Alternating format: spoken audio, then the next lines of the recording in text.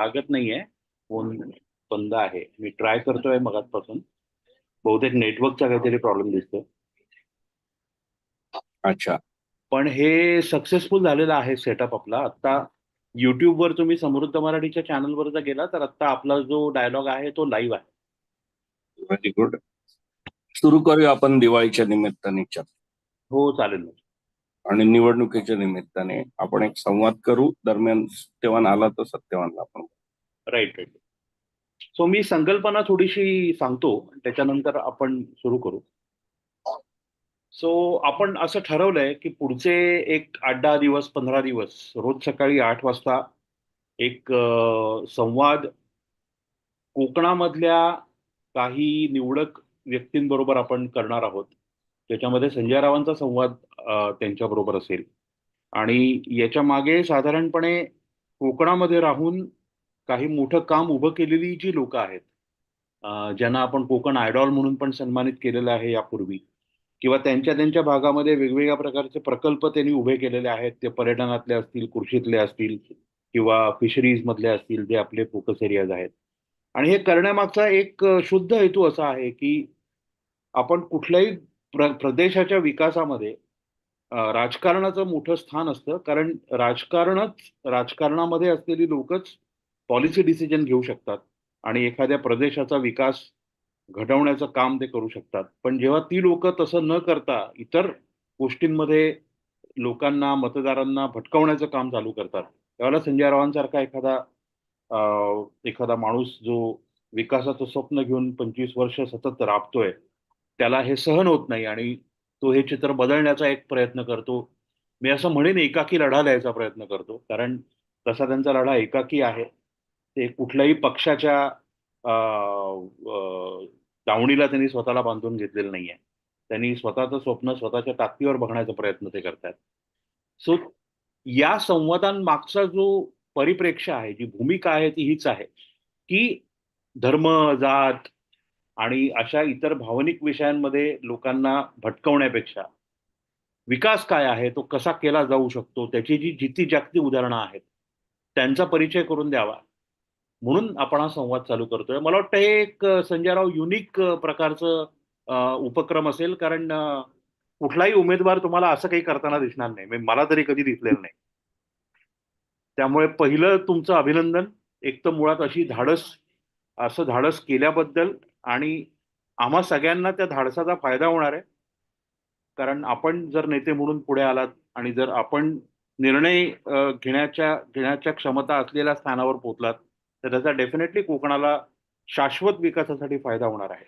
So ही भूमिका या कार्यक्रमामागची आहे. मी यापुढे या कार्यक्रमात फारच कमी बोलेन. मी फक्त कनेक्ट करून द्यायचं काम करेन. त्याच्यानंतर संजयराव आणि त्या दिवशीचे आपले जे पाहुणे असतील, ते पाहुणे यांच्यातला संवाद एक 15-20 मिनिटं आपण करू. त्याच्यानंतर एक 15-20 मिनिटं आपण प्रश्नोत्तर करणार आहोत. सो याच्या मागची परत एकदा भूमिका अशी आहे की कुठलाही उमेदवार तुम्हाला प्रश्नोत्तर करण्यासाठी भेटत नाही.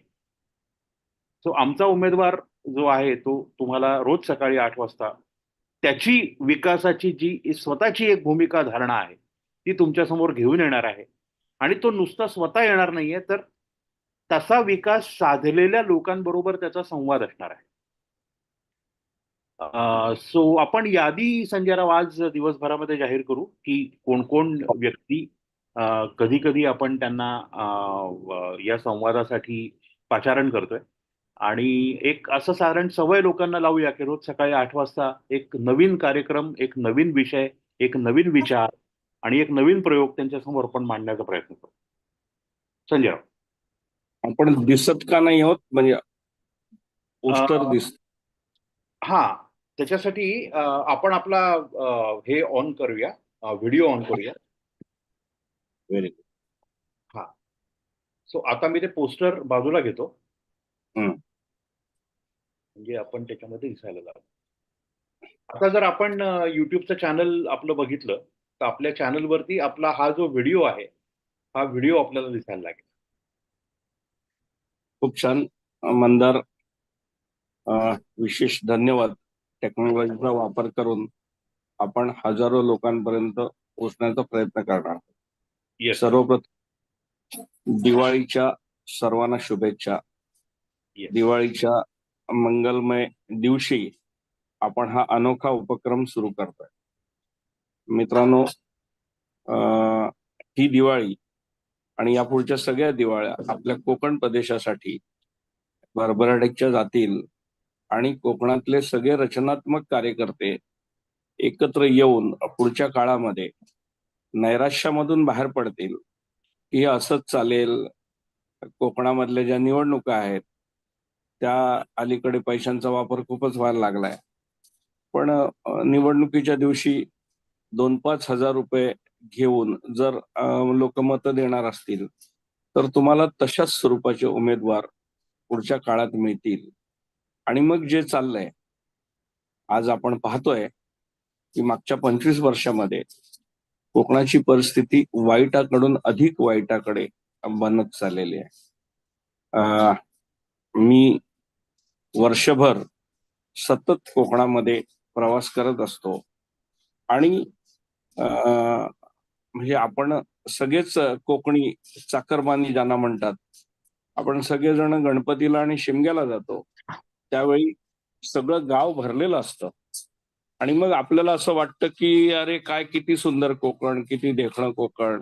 आणि मग आपण त्याचे रील्स बनवतो, व्हिडिओ बनवतो आणि आमची नदी आणि आमचं मंदिर आणि आमची शाळा असं आपण सगळं टाकतो आणि सगळ्या जगाला भुरळ पाडणारं कोकण आहे ही वस्तुस्थिती आहे. म्हणजे मी जगभर प्रवास करतो, कोकणा इतकं सुंदर मित्रांनो जगात काही नाही. पण असं असताना आपण जर त्या गणपती आणि शिमग्या व्यतिरिक्त आपल्या गावात गेलात तर आपल्या लक्षात येईल की आपल्या वाडीमध्ये जी 50-60 घरं आहेत त्यातली निम्मी घरं टाळी लागलेली आहेत. म्हणजे हे सगळे आपण मुंबई पुण्यात राहतो. त्यानंतर जी उरलेली 30 घरं आहेत त्यापैकी 15-20 घरामध्ये आजी आजोबा किंवा कोणी त्यांच्यापैकी कोणीतरी गेलेलं असेल तर एकच माणूस राहताना आपल्याला दिसेल. आणि आपल्या गावांचे वृद्धाश्रम झालेले आपल्याला दिसतील. म्हणजे संध्याकाळी या सगळ्या महिला किंवा आजी आजोबा एकत्र बसून गप्पा मारत असतात, एकमेकांना आधार देत असतात आणि आपली मुलं कधीतरी परत येतील. त्यांनी जुनं कोकण पाहिलंय की घराघरांमध्ये दूध होतं, समृद्धी होती, 100% शेती होती, नाचणी होती, वरी होती, उडीद होती, सूर्यफूल होतं, भरपूर खंडीने भात लोक काढत होते आणि अख्खं गाव भरलेलं होतं. त्या गावामध्ये तरुण होते. शाळेमध्ये म्हणजे मी माझ्या शाळेमध्ये 450 विद्यार्थी, एक 45 वर्षापूर्वी मी प्रायमरी स्कूलमध्ये खेड तालुक्यामध्ये आंबवली या गावात जात होतो. आज त्या शाळेमध्ये 21 मुलं आहेत. अशी सगळीच जी मुलं आहेत ही मुलं आपण पाहतोय की कोकणाची वाताहत मागच्या 40-45 वर्षात झाली. आणि मग सगळे कार्यसम्राट कोकणातले सांगतात की आम्ही कोकणाचा प्रचंड विकास केला, आम्ही इतके कोटी आणले आणि तितके कोटी आणले, तुमच्या गावचा रस्ता केला, ग्राम सचिवालय केलं, ह्या फॅसिलिटीज दिला, त्या फॅसिलिटीज दिल्या. हो, सगळं बरोबर आहे की आता ते रस्ते कसे आहेत ते जरा आपण त्या रस्त्याने जातो तेव्हा आपल्याला कळतात की हे रस्ते आपल्यासाठी बनवले होते की हे रस्ते बनवून त्यातून कमिशन मिळवण्यासाठी बनवले होते. हे त्या रस्त्याने प्रवास करताना आपल्याला कळतं. एक धड रस्ता नाही, एक धड पाखाडी नाही. कुठलीही गावात सरकारी बिल्डिंग बघितलात तर त्या बिल्डिंगची अवस्था आपण बघतो. ठीक आहे, पण हे इन्फ्रास्ट्रक्चर झालं, कौतुक आहे, चांगलं झालं. आपण प्रत्येक वाडीमध्ये किमान एक देऊळ बांधलं. पण हे सगळं झाल्यानंतर कोकणातली घरं ही पूर्णतः रिकामी झाली, गावं बंद झाली, गावं ओस पडली, शाळा ओस पडल्या, शाळा बंद झाल्या. ही परिस्थिती नक्की भूषणावं नाही आणि काहीतरी चुकतंय हे मला वाटतं आपल्या सगळ्यांच्या लक्षात यायला हवं. आपण कोकणात आपल्या गावावर, आपल्या वाडीवर, आपल्या देवळावर, आपल्या या संस्कृतीवर प्रचंड प्रेम करतो. पण हे प्रेम करत असताना काहीतरी आपलं चुकतंय, ज्याच्यामुळे आपली कोकणातली ही गावं रिकामी होत आहेत. आणि हे बदलायचं असेल तर काहीतरी वेगळं करायला पाहिजे. या दृष्टिकोनातून आता एक संघर्ष छत्रपती शिवरायांच्या प्रेरणेतून आणि संस्कारातून आम्ही करायचा ठरवलाय आणि त्यासाठीच ही निवडणूक मी स्वतः फ्रंटला राहून लढणार आहे. सर, एक सेकंद फक्त आपल्याला थांबवतो. मी जे लाईव्ह बघतायत त्यांना विनंती करेन की त्यांना जर काही बोलायचं असेल, त्यांना जर काही प्रश्न विचारायचा असेल संजय रावांना, तर आपण आपल्या चॅटमध्ये, युट्यूबच्या बाजूला जो चॅट आहे त्या चॅटमध्ये आपण आपला प्रश्न टाईप करू शकता. तो आलेला प्रश्न मी तसाच्या तसा संजय रावांना विचारेन आणि संजय राव त्याचं उत्तर देतील. हाच फॉर्मॅट बेसिकली या कार्यक्रमाचा राहील. उद्यापासून जेव्हा आपण वेगवेगळ्या तज्ज्ञांशी बोलू, त्यावेळेला आपल्याला जर काही प्रश्न विचारायचे असतील, म्हणजे विकासाचं जे मॉडेल संजय राव मांडू इच्छित आहेत, त्या मॉडेल संदर्भात आपल्याला जर काही माहिती घ्यायची असेल तर हीच योग्य वेळ आहे. तुम्ही या वेळेला प्रश्न विचारू शकता आणि त्याची उत्तरं लगेच आपण आपल्या उमेदवाराकडनं घेऊ शकता. लांजा, राजापूर, साखरपा या विधानसभा मतदारसंघामधले जे मतदार आहेत त्यांना मी विशेष करून आवाहन करीन की पहिल्यांदा तुम्हाला असा एक उमेदवार लाभलेला आहे की ज्याला खूप क्लॅरिटी आहे, ज्याच्याकडे एक व्हिजन डॉक्युमेंट आहे. संजय राव, आपला एक युट्यूब व्हिडिओ आहे ज्याच्यामध्ये आपण आपली भूमिका खूप चांगल्या प्रकारे मांडलेली आहे आणि अपार्ट फ्रॉम दॅट समृद्ध मराठीचं जे आपलं युट्यूब चॅनल आहे त्या चॅनलवरती आपण जे वेगवेगळ्या यशोगाथांचे व्हिडिओ टाकलेले आहेत ते सुद्धा व्हिडिओ पाहण्याचा मी सगळ्यांना आवाहन करीन. समृद्ध मराठी या नावाचा युट्यूब चॅनल आहे. त्या चॅनलवरती संजय रावांचं आतापर्यंत सगळं कार्य जे आहे, त्यांनी जे वेगवेगळे उपक्रम सुरू केलेले आहेत त्याची माहिती आहे. इतकं या व्यतिरिक्त आमचं एक फेसबुकचं पेज आहे. त्या फेसबुकच्या पेजला सुद्धा आपण लाईक करा. त्याच्यानंतर संजय रावांचा जो फेसबुकचा प्रोफाईल आहे त्याच्यावरती संजय रावांचं सगळं लिखाण उपलब्ध आहे. तुम्ही जर त्यांच्या प्रोफाईलवर मागे मागे गेलात तर त्यांचे लेखांक आहेत, अनेक लेखांक आहेत. त्याच्यामध्ये कोकणाच्या संदर्भात लेखांक आहेत, पण आता सध्या लांजा, राजापूर, साखरपा विधानसभा मतदारसंघाची जी विजन आहे त्याचेही लेखांक आहेत. सो इतकी माहिती कुठल्याही उमेदवाराबद्दल तुम्हाला इंटरनेटवरती इतक्या मुक्तपणाने उपलब्ध दिसणार नाही. त्यामुळे तुमच्या उमेदवाराला तुम्ही जाणून घ्या, समजून घ्या, त्याला प्रश्न विचारा आणि त्याच्यानंतर तुम्ही जो निर्णय तुम्हाला घ्यायचा आहे तो घ्या.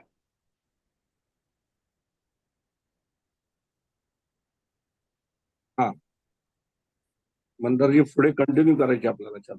हो हो हो, येस येस. मी हा निर्णय का घेतला हे सर्वप्रथम सांगू इच्छितो की खरं म्हटलं तर आमदार होणं आणि राजकारण करणं यासाठी काही आवश्यकता नाही, किंबहुना 25 वर्ष ते करण्याचा प्रयत्न मी कधी केला नाही. पण आपलं भवितव्य, आपल्या कोकणाचं भवितव्य राज्यकर्ते ठरवतात, ही वस्तुस्थिती आहे. त्यामुळे तिथे काही चांगली माणसं असायला पाहिजेत, ती असावीत, असा प्रयत्न आपण नेहमीच करतो.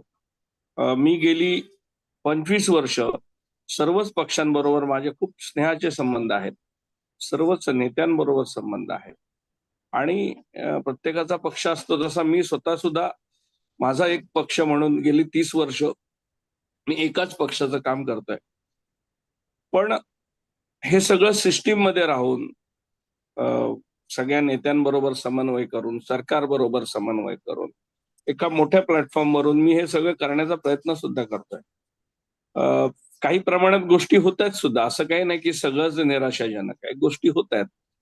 पण म्हणजे मी जे मुद्दे सातत्याने मांडतोय ती एक दुर्दैवी परिस्थिती आहे आणि ती बदलण्यासाठी मग आता स्वतः उतरलं पाहिजे असा विचार करून मी सुरुवात याची केली आहे. मित्रांनो, कोकणामध्ये 3 विषय आहेत की ज्याच्यामधून आपला रोजगार मिळतो किंवा उद्योग चालतात. म्हणजे कोकणातली 70% कुटुंब किंवा तरुणांना जी एम्प्लॉयमेंट मिळते ती आंबा काजू म्हणजे विशेषतः बागायतीमधून मिळते, ज्याच्यामध्ये किमान 4 ते 5 लाख कुटुंबांचा उदरनिर्वाह चालतो. दुसरा रोजगार जो आहे तो सर्वाधिक रोजगार कोकणामध्ये माशांमधून मिळतो. म्हणजे कोकणाच्या समुद्रात दरवर्षी 4 लाख टन मासे पकडले जातात आणि ही मासेमारी आहे, या मच्छीमारांचा जो रोजगार आहे हा किमान 4-5 लाख कुटुंबांचा रोजगार आहे. आणि तिसरा रोजगार जो आता खूप मोठ्या प्रमाणात विकसित होतोय तो पर्यटनाचा आहे आणि ही जगातली एक मोठी प्रमुख इंडस्ट्री आहे. युरोपची इकॉनॉमी पर्यटनावर चालते, केरळची इकॉनॉमी पर्यटन, थायलंडची इकॉनॉमी पर्यटनावर चालते, इंडोनेशियाची इकॉनॉमी पर्यटनावर. कोकणामध्ये या सगळ्यांपेक्षा चांगलं पर्यटन करता येईल. आणि पर्यटन जर नीट डेव्हलप केलं तर कोकणातल्या एकाही तरुणाला 10-20 हजारच्या नोकरीसाठी मुंबईत यावं लागणार. तर हे 3 विषय आहेत ज्यातून कोकणात एम्प्लॉयमेंट मिळते. पण मी गेली 10-15 वर्ष कोकणातल्या सगळ्याच लोकप्रतिनिधींना सांगण्याचा प्रयत्न करतोय की साहेब, या 3 ज्यातून रोजगार मिळतो कोकणामध्ये, या 3 विषयासाठी महाराष्ट्र सरकार बेसिक पायाभूत सुविधा देत नाही किंवा त्याला निधीच नाही. म्हणजे आंबा काजू हा मुख्य विषय आहे, जिथे 4 लाख एकरवरती आंब्याची लागवड आहे, पण एकही वेलफेअरची योजना आंबेवाल्यांसाठी महाराष्ट्र सरकारकडे नाही. आंबा काजू बोर्ड 10 वर्षापूर्वी बनवलंय, त्याचं 0 बजेट आहे, म्हणजे त्यात चालूच नाही केलं. काजू मंडळाचं आता ऑफिस चंदगडला केलं. काजू बोर्डाचं ऑफिस आहे केरळमध्ये. त्यानंतर fisheries corporation, Maharashtra state fisheries corporation, हे फिशरीजसाठी आहे.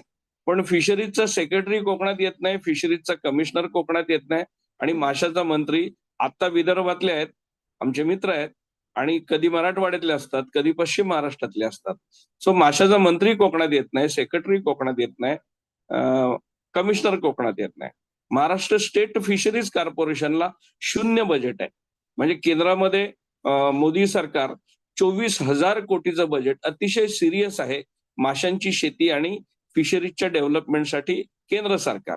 आणि याचा उपयोग करून चंद्रबाबू नायडू सारखा व्हिजनरी मुख्यमंत्री हा फक्त कोळंबीच्या शेतीची 50,000 कोटीची इकॉनॉमी गोदावरीच्या खोऱ्यामध्ये विकसित करतो, फक्त एका क्रॉपची, सिंगल क्रॉप रिव्हॉल्युशन.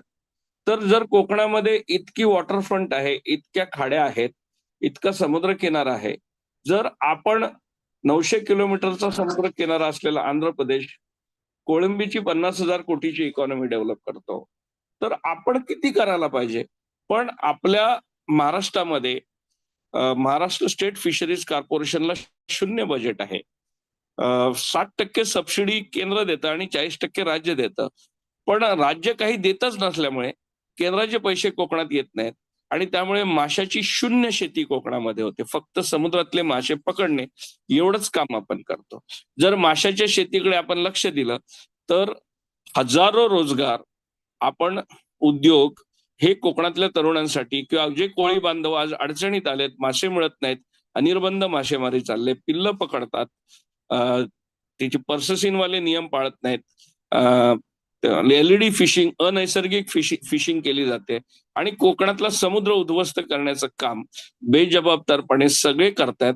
आणि अधिकारी आणि संबंधित लोक हे चुकीच्या पद्धतीने, अनधिकृत पद्धतीने काम करून कोकणाच्या समुद्राची एका बाजूने वाट लावतात आणि दुसऱ्या बाजूने माशांच्या शेतीसाठी कुठलाही उपक्रम राबवले जात नाही. त्यामुळे MSFC साठी 0 बजेट, आंबा काजू बोर्डासाठी 0 बजेट, आणि गेली 25 वर्ष बेंबीच्या देवठ्यापासून मी ओरडतोय की पर्यटन पर्यटन पर्यटन, जर कोकण डेव्हलप करायचं असेल.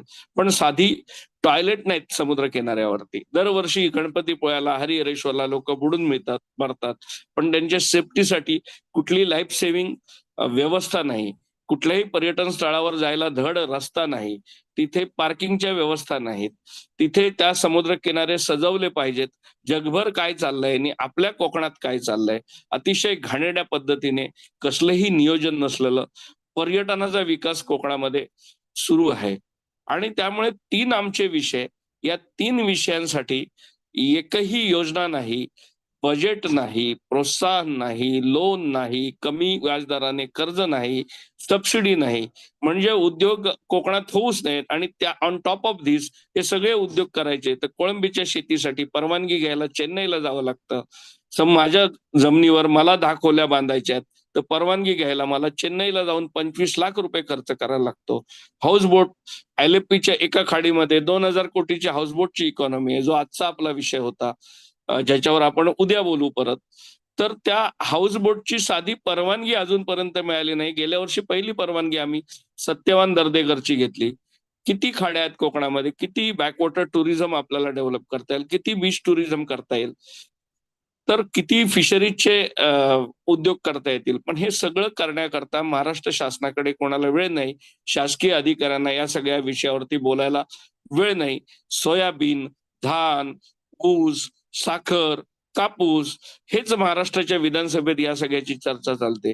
पण कोकणातला हापूस आंबा, कोकणातला काजू, त्या काजूला हमी भाव मिळावा, काजू बीला, सुपारीला हमी भाव मिळावा, पायाभूत सुविधा पर्यटनाच्या निर्माण व्हाव्यात, परवानग्या मिळाव्यात, यासाठी कोणालाही वेळ नाही.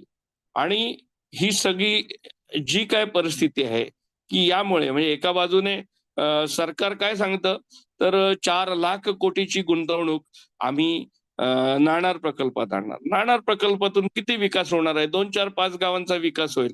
नाणार प्रकल्पातून अख्ख्या कोकणाचा थोडी विकास होणार. वाढवण बंदर तिथे नकोच आहे बंदर, तरी पण वाढवण बंदर जबरदस्ती आपल्याला तिथे टाकायचं आहे. तिथे ऑलरेडी इंडस्ट्रियलायझेशन झाल्यामुळे बोईसर, तारापूर प्रचंड पॉल्युशन तिथल्या नद्यांचं आणि समुद्राचं झालंय. आणि रोजगार कोणाला मिळतोय या एमआयडीसी मध्ये? तुम्ही एमआयडीसी आणल्यानंतर कोकणचा विकास होईल म्हणता. या एमआयडीसी मध्ये 95% रोजगार हा उत्तर भारतीय आणि झारखंड आणि बिहारच्या तरुणांना रोजगार मिळतो. सरकारला जीएसटी मिळतं, सरकारला प्रोफेशनल टॅक्स मिळतो, सरकारला इन्कम मिळते.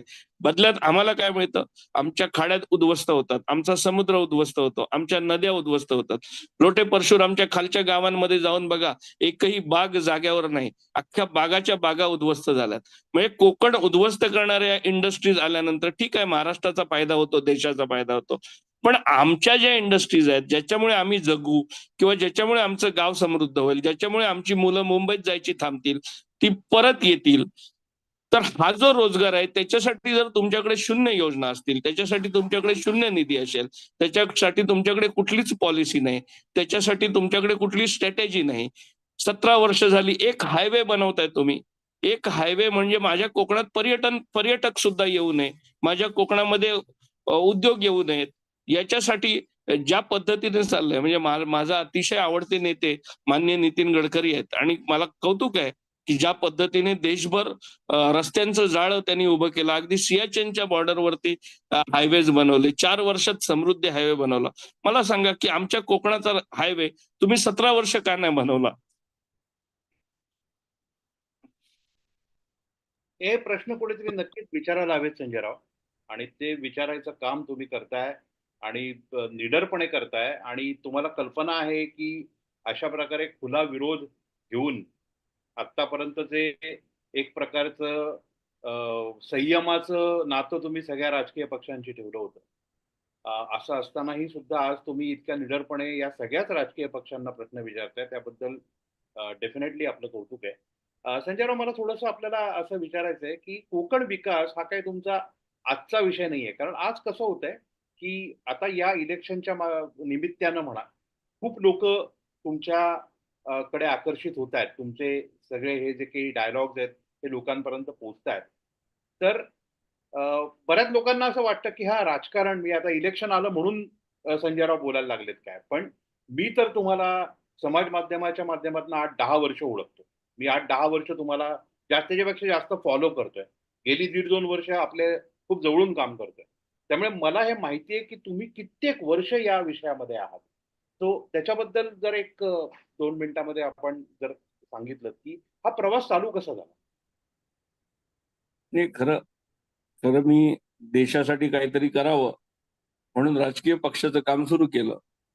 आणि एक 8-10 वर्ष काम केल्यानंतर माझ्या लक्षात आलं की आपली योग्यता देशासाठी काही करण्याची नाही, कारण तो खूप मोठा विषय आहे. आणि आपण देशासाठी काम केलं तरी प्रत्यक्ष काय घडेल माहित नाही. आणि म्हणून मग मी असं ठरवलं 98-99च्या दरम्यान की आपण इंजिनिअरिंग केल्यानंतर 6-7 वर्ष पूर्ण वेळ मी राजकीय पक्षाचं काम केलं. कारण देश घडवण्यासाठी शेवटी राजकारणी देश घडवतात किंवा सगळे निर्णय ते घेतात, म्हणून तिथे गेलं पाहिजे. म्हणजे सगळेच जण शिव्या घालतात राजकारण्यांना, पण तुम्ही तिथे उतरणार नसाल तर ते कसं बदलेल? किंवा चांगली लोक कशी येतील? चांगली लोक घरी बसून फक्त चर्चा करणार असतील तर हे होणार नाही. त्यामुळे हे मी करत होतो. पण मग मी 2000च्या दरम्यान 25 वर्षापूर्वी असं ठरवलं की कोकणासाठी प्रयत्न. पुन्हा कॅनव्हास मोठाच होता, कारण मला काही एका मतदारसंघाचा आमदार व्हायचं किंवा असं काही स्वप्न नव्हतंच आणि आताही ते नाहीये. पण संपूर्ण कोकणासाठी काम करायचं ठरवलं. आणि त्यामुळे मंदारजी मी 2 लाख किलोमीटर, म्हणजे तेव्हा पैसेही नव्हते.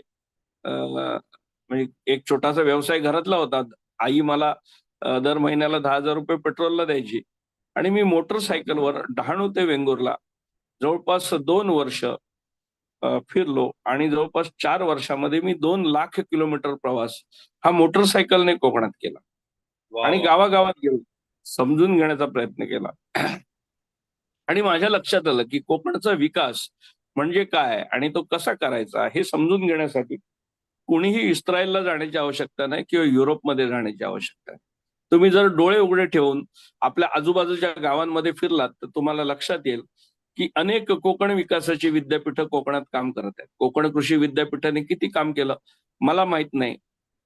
पण अमृते या अरविंद अमृते या एका माणसाने किमान 200-500 कोटीची इकॉनॉमी नर्सरी या विषयाची अ, अ, दापोलीला गव्हे आणि आजूबाजूच्या 10 गावांमध्ये किमान 500 उद्योजक अरविंद अमृते या माणसाने उभे केले.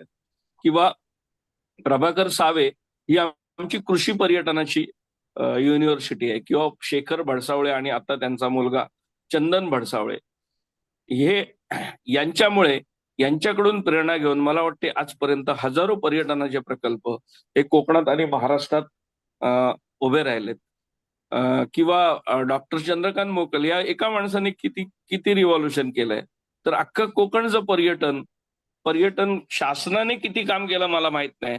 पण डॉक्टर चंद्रकांत मोकल यांच्यामुळे कोकणाचं पर्यटन विकसित झालं असं धाडसी विधान मी करेल. अर्थात आमच्या चळवळीचा सुद्धा यात खूप मोठा भाग आहे. पण आज जे कोस्टली कोकण कनेक्ट झालं, एक बोट दाभोळला डॉक्टर मोकलांनी आणली आणि दाभोळ आणि वेलदूर अंजन वेल त्यांनी कनेक्ट केलं, ज्याच्यामुळे दापोलीतून 120 किलोमीटर प्रवास करून माणूस पलीकडे गुहागरला जाण्याच्या ऐवजी तो सहजपणे दापोलीतून दाभोळवरून गुहागरला जातो. आणि मग असं एका खाडीत नाही, असं त्यांनी दिघीच्या खाडीत केलं, असं त्यांनी बागमांडलाच्या आणि बाणकोटच्या खाडीत केलं, मग जयगडच्या खाडीत केलं. केवढं रिव्हॉल्युशन या एका माणसाने केलं, प्रोफेशनली केलं. आणि आज संपूर्ण कोकण कोस्टली कधी पूल बनणार खाड्यांचे मला माहित नाही, कधी कोस्टल हायवे बनणार माहिती नाही. पण डॉक्टर चंद्रकांत मोकल यांनी कोकणाच्या पर्यटनाचं रिव्हॉल्युशन केलं. मला वाटतं अशी खूप सारी माणसं या चळवळीमध्ये मी जोडली आणि ही सगळी माणसं त्या म्हणजे 25 वर्षापासून जी आमच्या बरोबर आहेत ती आजही आहेत. आणि या सगळ्यांच्या मदतीने कोकण विकासाचा एक ऍक्शन प्लॅन, एक स्ट्रॅटेजी काय केलं पाहिजे याच्यावरती प्रत्यक्ष आम्ही काम करतो. आम्ही व्हिजन डॉक्युमेंट केलं. मी कोकण विकास यात्रा केल्या. म्हणजे अशी एकमेव संस्था असेल की जिने आपल्या स्वतःच्या विभागाचं व्हिजन डॉक्युमेंट तयार केलंय. आणि हे सगळं करत असताना त्या वेळेचे मुख्यमंत्री, त्या वेळेचे मंत्री या सगळ्यांबरोबर आमचं कोणाबरोबर भांडण नाही. आमचं कुठल्याही पक्षाविरोधात किंवा कुठल्याही नेत्याविरोधात हा संघर्ष नाही. आमचं म्हणणं आहे की साहेब तुम्ही मायबाप आहात, त्वमेव माता पिता त्वमेव. फक्त आमचं थोडं ऐका ना, आम्हाला काय हवं हे समजून घ्या ना. आणि काय चाललंय नुसते कॉन्ट्रॅक्टर ड्रिव्हन डेव्हलपमेंट असं थोडी होतं. कॉन्ट्रॅक्टरच्या भल्यासाठी मोठमोठी धरणं घालायची, मोठमोठे हायवेज बनवायचे, हे सगळं ठीक आहे. त्याचं कौतुक एक इंजिनियर म्हणून, एक इंटेलेक्च्युअल कार्यकर्ते म्हणून आम्हालाही वाटतं की इन्फ्रास्ट्रक्चर हवं. पण इन्फ्रास्ट्रक्चर क्वालिटीचं हवं. आणि नुसतं इन्फ्रास्ट्रक्चर बनवून कसं चालेल? तिथल्या सामान्य माणसाचा, तिथल्या शेवटच्या माणसाचा, तिथल्या माझ्या मच्छीमाराचा, तिथल्या शेतकऱ्याचा, की जो युवक कोकणात राहू इच्छितो, त्याला साहेब एकही योजना नाही, त्याला सबसिडी नाही, त्याला कमी व्याजदराने कर्ज नाही, त्याला परवानग्या नाहीत. कसा जगेल तो? कसा थांबेल कोकणामध्ये? आणि मग बिचारा तो कोकण सोडून मुंबईमध्ये जातो आणि अतिशय वाईट अवस्थेमध्ये 10x10च्या खोल्यांमध्ये हे आमच्या कोकणातल्या तरुणांना राहावं लागतं. आणि ही परिस्थिती बदलायला हवी. आणि त्यासाठी लोक आमदार करतील, मतं देतील मला माहित नाही. पण कोणीतरी संघर्ष करायला पाहिजे आणि तो आता आपण सुरू केलाय. येस संजयराव, आज आपला पहिलाच दिवस आहे आणि त्याचं थोडंसं प्रमोशन आता आपण आज दिवसभर करू. त्यामुळे लोकांना कल्पना येईल की उद्यापासून हा कार्यक्रम कसा असणार आहे. आज आपलं थोडासा टेस्ट रन, ड्राय रन सारखा होता आणि तो सक्सेसफुल झाला. युट्यूबवरती हे व्यवस्थित त्याचं ब्रॉडकास्टिंग आता चालू आहे. तो याच्यामध्ये आपल्याला युट्यूबवर लोक प्रश्न विचारू शकतात, आपल्या फेसबुक पेजवर पण आपण याचं ब्रॉडकास्टिंग करणार आहोत, इथेही प्रश्न विचारू शकतात. आपण त्याची अंतर्गत रचना करू. आपले जेवढे व्हॉट्सअप ग्रुप आहेत त्या सगळ्या ग्रुपवर याची लिंक कार्यक्रम चालू झाल्या झाल्या येईल. त्यामुळे सगळ्या लोकांना हा लाईव्ह कार्यक्रम बघता येईल. तर उद्यापासून याच्यामध्ये आपण प्रश्नोत्तर पण घेऊ, याच्यामध्ये लोक पण सामील होतील. आणि हा मला वाटतं आपण विचारांची दिवाळी, विचारांचा उत्सव रोज पुढचे 8-10 दिवस जोपर्यंत मतदान होतंय तोपर्यंत चालू ठेवू. त्यामुळे वैचारिक अभिसरण होईल. त्यामुळे आपली भूमिका लोकांपर्यंत आपण जास्त चांगल्या प्रकारे घेऊन जाऊ शकतो. सो मला वाटतं आज आपण इथेच थांबूया. उद्या सकाळी आपण एका नवीन पाहुण्याबरोबर, एका नवीन तज्ञाबरोबर, एका नवीन ॲडॉल बरोबर ही चर्चा कंटिन्यू करू. तुमचा शेड्यूल खूपच सध्या धावपळीचा आहे संजयराव. तरी त्या धावपळीमध्ये तुम्ही हा वेळ काढलात, जो नेहमीच तुम्ही काढता कोकण विकासासाठी. त्याबद्दल अख्ख्या कोकणवासियांकडून तुम्हाला मनःपूर्वक धन्यवाद. आणि पुन्हा एकदा शुभ दीपावली. या पुढचं वर्ष हे सगळ्याच कोकणवासियांसाठी संजयरावांच्या रूपी एक आमदार आम्हाला लाभो, हीच देवाच्या चरणी प्रार्थना. धन्यवाद. पुन्हा एकदा सर्वांना मनापासून दिवाळीच्या शुभेच्छा. जय हिंद, जय महाराष्ट्र, जय कोकण, जय शिवराय. भारत माता की